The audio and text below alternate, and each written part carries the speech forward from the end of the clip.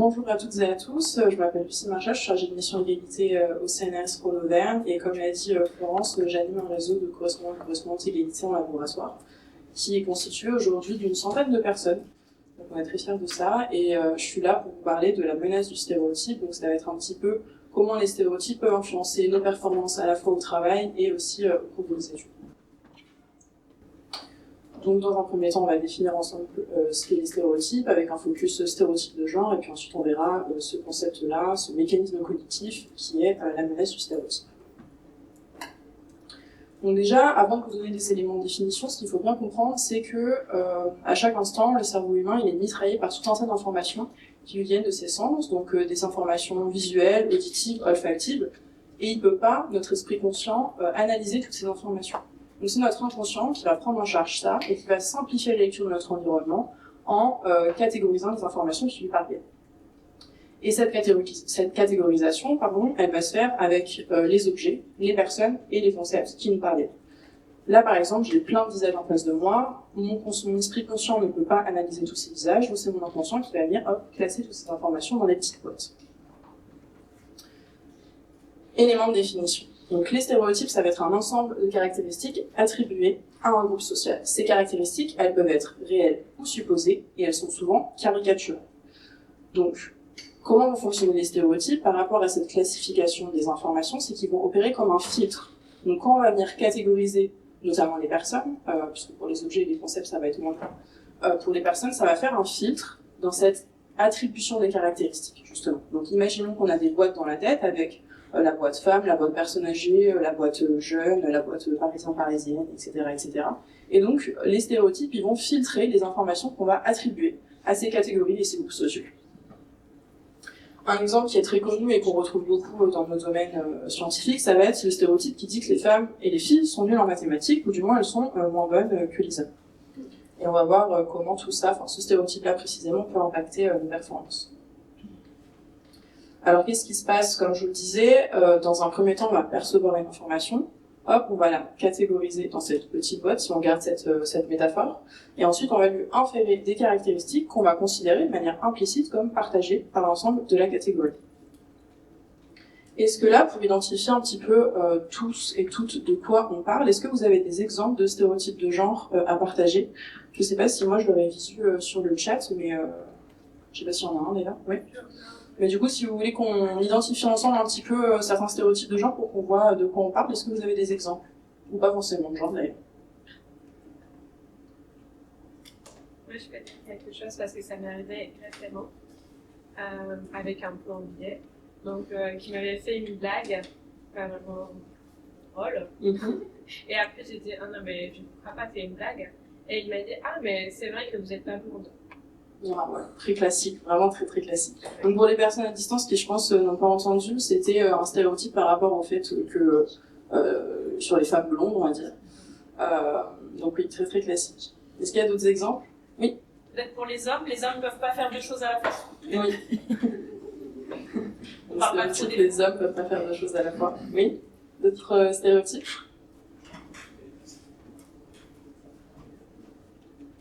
Non, vous n'avez pas d'autres exemples? Les femmes sont plus douées pour le ménage. Comment? Les femmes sont plus douées pour le ménage. Oh oui. Donc il y a tout ce qui va être associé aux tâches domestiques. Donc les femmes sont beaucoup plus faites pour rester à la maison, pour s'occuper des enfants, pour faire le ménage. Et elles sont multitâches du coup, à l'inverse des hommes, parce que souvent les stéréotypes ils sont différents mais complémentaires. Et donc ce qu'un groupe social ne sait pas ou peut faire, le groupe social va savoir le faire, dans les stéréotypes en tout cas. Donc c'est pour ça que ça s'imbrique bien. Tu avais un exemple? Les femmes sont toujours à l'écoute, les hommes ne peuvent pas pleurer, doivent être toujours, montrer toujours leur force, leur discrétion. Donc là, plutôt des exemples de stéréotypes par rapport aux capacités émotionnelles, on va dire. Donc les femmes, elles doivent être tournées vers autrui, elles sont à l'écoute, elles sont altruistes, etc. Alors que les hommes, ils ne doivent pas pleurer, ils ne doivent pas montrer leurs émotions. Et là, ça va être tout ce qui va être associé à la masculinité. Ok.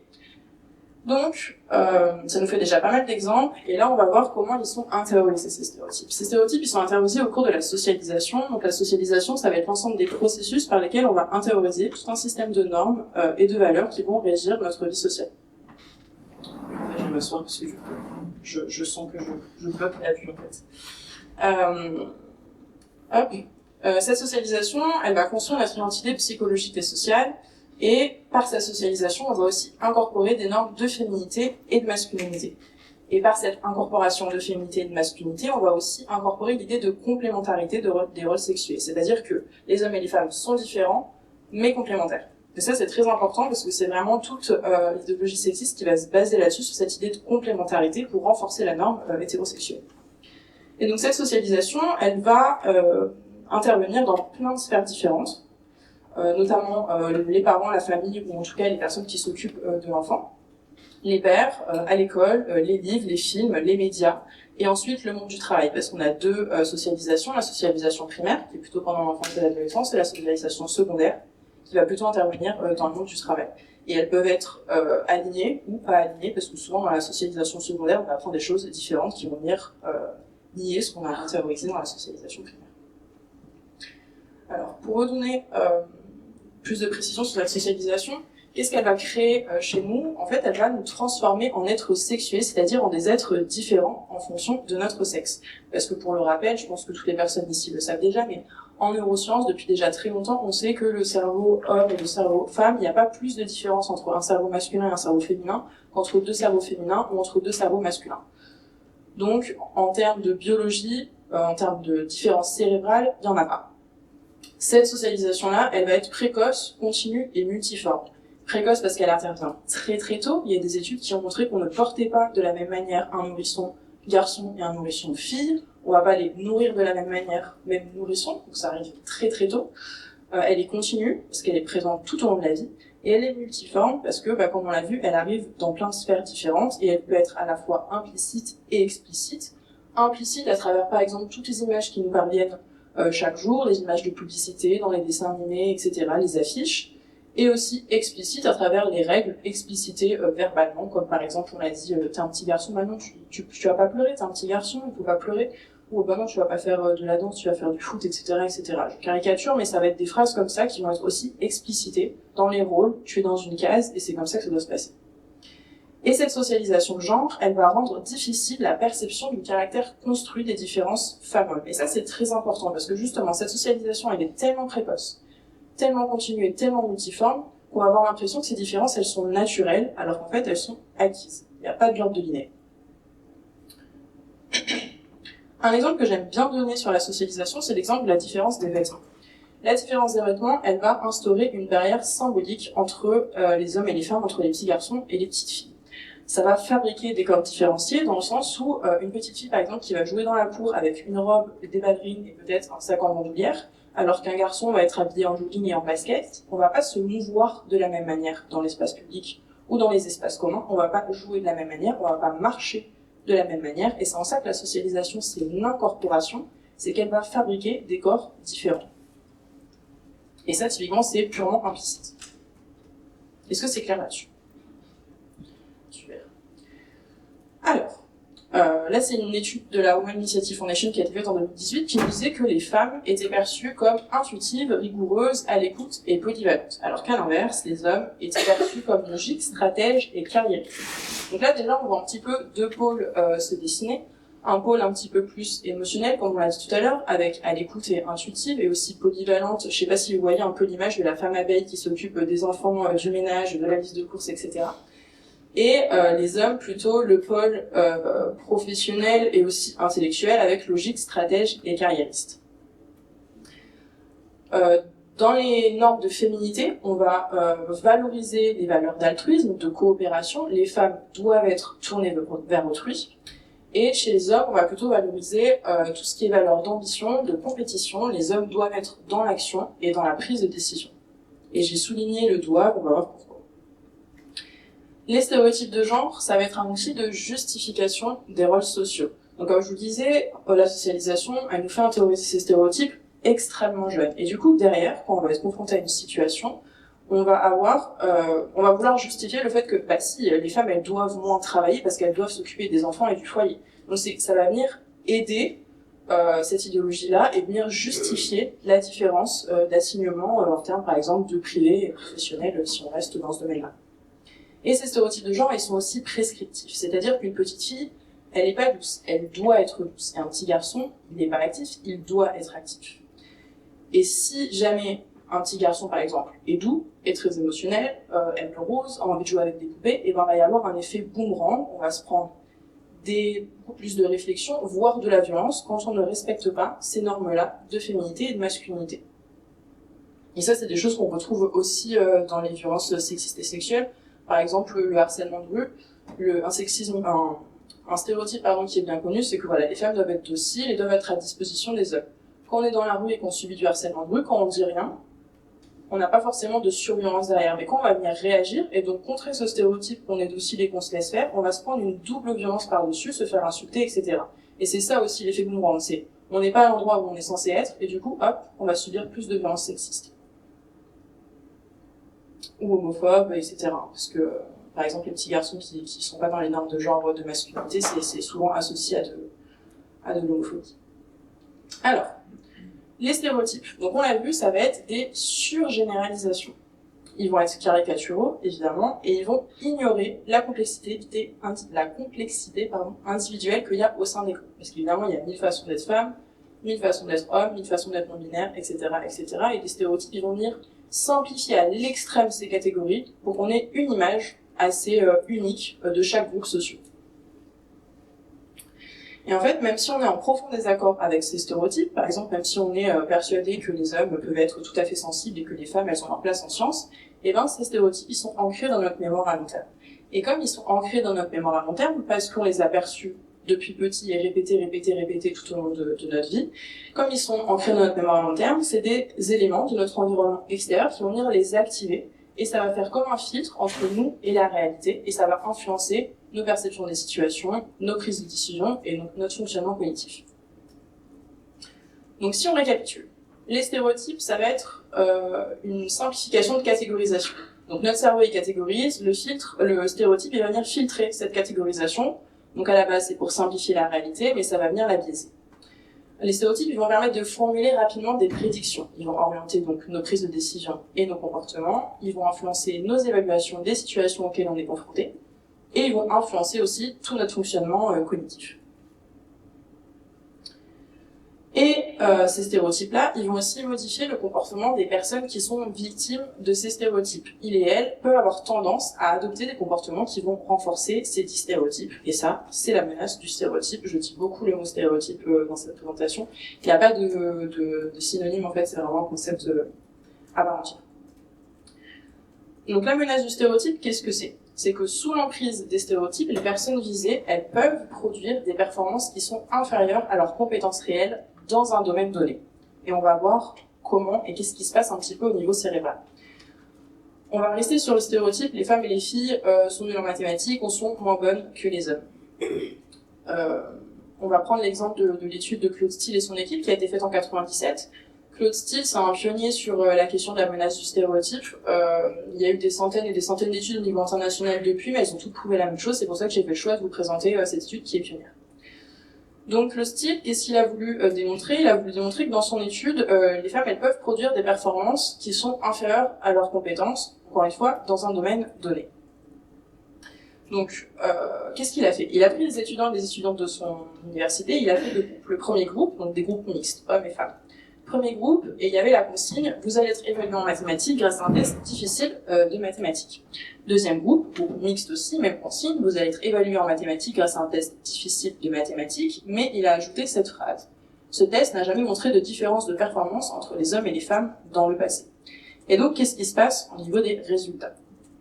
Au niveau des résultats, on voit ici donc les femmes en bleu et les hommes en orange. Dans la première condition, les femmes ont des performances qui sont nettement inférieures à celles des hommes, alors que dans la deuxième condition, qui est pourtant le même test, mais où il a juste ajouté cette phrase, ce test n'a pas montré de différence de performance entre les hommes et les femmes dans le passé, on voit qu'il n'y a pas de différence significative entre les performances des hommes et des femmes.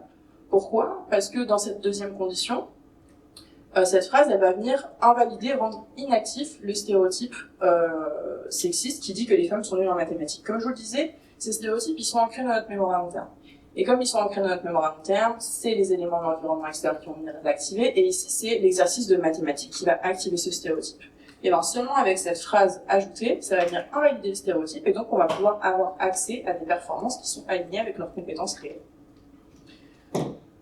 Un autre exemple aussi de Claude Steele, parce que Claude Steele c'est un chercheur afro-américain qui a commencé à étudier la menace du stéréotype avant 97. Sa première étude elle était en 95 où en fait il a observé des différences de performance entre les étudiants afro-américains et les étudiants blancs. Et il s'est demandé pourquoi il y avait cette différence de performance alors que leurs compétences étaient évidemment les mêmes. Et du coup, il a fait à peu près la même étude, donc il a pris aussi deux groupes, mixtes, une personne blanche et deux personnes noires.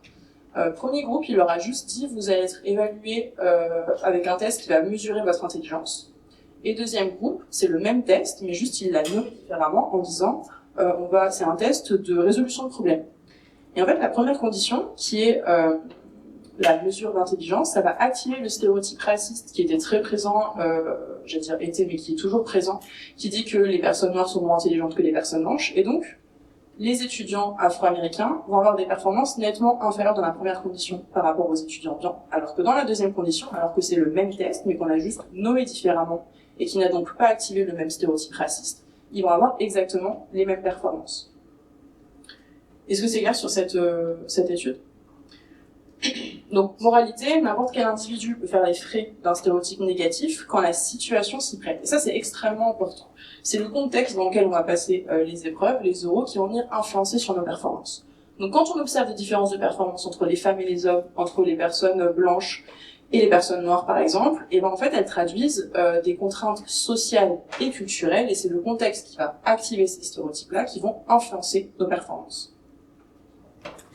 Et donc, qu'est-ce qui se passe au niveau cérébral ? Qu'est-ce qui se passe au niveau cérébral ? Par exemple, dans un test de mathématiques, ça va être la mémoire de travail qui va être à l'œuvre. La mémoire de travail, elle va permettre trois choses. Elle va permettre de maintenir actives les données du problème, donc l'énoncé du type problème de maths. Elle va permettre de mobiliser les ressources nécessaires pour résoudre ce type problème. Et elle va aussi permettre de mettre de côté toutes les informations qui ne collent pas avec le problème. Sauf que dans un contexte où les performances sont liées à un stéréotype, la mémoire de travail va faire la même chose, maintenir actives les données du problème, mettre de côté celles qui ne collent pas, mobiliser les ressources et mettre de côté celles qui ne collent pas. Sauf que dans ce dernier bloc, en plus du stress normal qui est lié à la peur de l'échec qu'on peut tous et tout avoir, il va aussi y avoir des émotions négatives et des pensées interférentes qui sont liées à l'activation du stéréotype. Et donc, pour faire face à ça, la mémoire de travail, elle va déclencher un processus de suppression de ces pensées interférentes et de ces émotions négatives. Sauf que ça va lui demander des ressources qu'elle ne va pas pouvoir mobiliser pour les deux premiers blocs, et donc ça va nous amener à produire une contre-performance, une performance qui est en dessous de nos compétences réelles. Et donc, qu'est-ce qu'elles nous disent, ces études-là ? Elles nous disent que lors d'une évaluation, on va produire des performances et non des compétences. Les compétences, c'est ce qu'on a de manière intrinsèque, c'est ce qu'on a acquis au cours d'expérience et d'apprentissage, alors que les performances, c'est ce qu'on va produire. Sauf que le contexte dans lequel on va être évalué, dans lequel on va devoir performer, influence beaucoup plus les performances que nos compétences. Donc il y a un réel enjeu à remettre en question le contexte de passation des épreuves, pour justement le plus possible avoir accès aux compétences réelles des personnes, et pas seulement à des performances qui peuvent être influencées par le contexte. Et donc évidemment, je ne vais pas vous laisser comme ça. On va voir ensemble comment on peut réduire cette menace du stéréotype. Et là, je vous présente une étude beaucoup plus récente de 2020, Guillou et al. C'est une méta-analyse en fait qui reprend un peu toutes les stratégies qui ont été mises en avant pour lutter contre cette menace du stéréotype. Donc là, je vais vous présenter plusieurs stratégies, à vous de voir lesquelles vous pouvez mobiliser à votre échelle, que ce soit individuelle ou collective. Première stratégie, déjà, ça va être d'informer sur la menace du stéréotype, parce que savoir que ça existe, savoir comment ça fonctionne, ça permet de l'avoir en visibilité et donc de pouvoir agir dessus. Deuxième point, la consigne de falsification, là on l'a vu avec l'étude de Claude Steele, c'est quelque chose qui marche très bien. Ce test n'a pas montré de différence de performance entre les femmes et les hommes dans le passé. Par contre, attention, malheureusement ça fonctionne pas si par exemple vous êtes prof dans un domaine très masculinisé et qu'en début de semestre vous dites cette phrase en disant il n'y a pas de différence de performance par exemple en mathématiques ou en physique entre les femmes et les hommes, ça ne marchera pas pour toutes les évaluations qu'il y aura pendant le semestre. Il faut que ce soit dit juste avant le test. Troisième stratégie, d'avoir une vigilance sur le nombre d'hommes et de femmes pendant une passation d'examen. Donc ça, c'est une stratégie qui a été identifiée dans l'étude, c'est quand on est 3 femmes pour 100 hommes à passer un examen, et ben ça va grandement influencer nos performances. Quatrième point, ça va être d'encourager notre auto-affirmation. Donc ça va passer avant de faire un test, avant de passer un entretien, avant de passer un oral, lister toutes ses compétences, toutes ses qualités, toutes les choses qu'on sait faire, à quel point on a travaillé le plus longtemps possible, Et puis, en fait, ça va venir faire un rééquilibrage cognitif par rapport à ce que le stéréotype va venir activer. Et ça marche sur tout type de stéréotype, que ce soit sexiste ou raciste. D'avoir évidemment des modèles féminins de réussite en sciences, ça, il y en a de plus en plus, qu'on puisse se projeter et s'identifier, ça va venir contrer aussi cet effet de menace. Autre chose qui est aussi liée au nombre de femmes et d'hommes pendant les passations d'examen, c'est le nombre de femmes et d'hommes pendant les comités. Donc si on passe un oral et qu'on a 4 hommes en face de nous en tant que femmes, et ben ça va aussi renforcer cet effet de menace de stéréotype. Donc avoir un comité paritaire, ça va venir le diminuer. Et dernier point, ça va être de ne pas propager, renforcer les stéréotypes, même par l'humour, et ça c'est à souligner, surligner, encadrer. L'humour, déjà c'est pas excusable juridiquement par la loi le fait que ce soit une blague, c'est du sexisme, c'est un agissement sexiste, c'est du harcèlement. Donc déjà il y a ça, c'est interdit par la loi, mais aussi ça va venir renforcer toutes nos croyances, qu'elles soient sexistes, racistes, homophobes. Donc c'est important d'avoir un environnement de travail où même les blagues sexistes, discriminantes sont à proscrire parce que ça va aussi influencer notre bien-être mais aussi nos performances au travail. Et donc, pour conclure sur cette petite présentation, on a vu que les stéréotypes, ils engendraient des mécanismes cognitifs qui sont automatiques et implicites, là on en a vu un ensemble, mais on a une marge d'action individuelle et collective, donc on peut apprendre à repérer efficacement ces stéréotypes et l'influence qu'ils ont sur notre système cognitif pour justement prendre des décisions qui sont éthiques, mais aussi pouvoir performer de manière alignée avec nos compétences réelles. Donc là, je vous ai mis des ressources vidéo, de la bibliographie, et puis mon contact si jamais vous avez des questions. Merci beaucoup pour votre écoute.